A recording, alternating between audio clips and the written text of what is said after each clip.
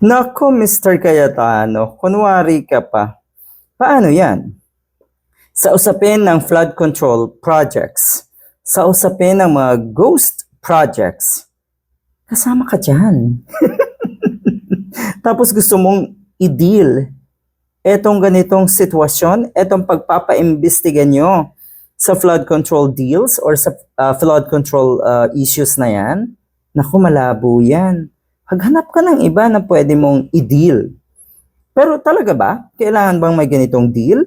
Huwag kang mag-alala, pareho namang paiimbestigahan yan eh.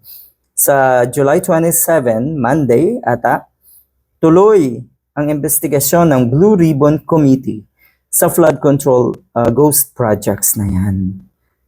At kasama ka doon. Yung Taguig ay kasama doon. Ilang bilyon ba yan? So yan. Lahat to ay paiimbestigahan. At lahat to sa tingin ko ay wala kang lusot. Matindi, no? Ikaw pa daw talaga yung may gana na magbigay ng kondisyon. Magbigay ng ganitong klaseng deal. Ang sinasabi niya, hinihimo ko lahat ng mga mamamayan na suportahan ang investigasyon na yan para nga doon sa anomalya ng 2019 SEA Games. Totoo, suportado yan ng mga kababayan natin.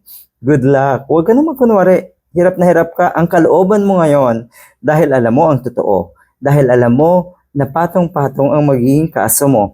Baka mas masaklap pa nga ang kahinatnan mo kaysa kay Marcoleta eh. Pero yun nga, ikaw na daw ang susunod. Ako naman, 10 ng aming mga kasama na ngayon ay nasa Senate minority. Iimbestigahan namin ang flood control.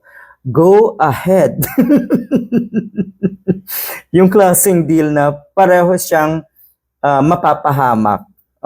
Wala ka dyan. Pahamak, wala kang lusot, pareho dyan, Mr. Cayetano.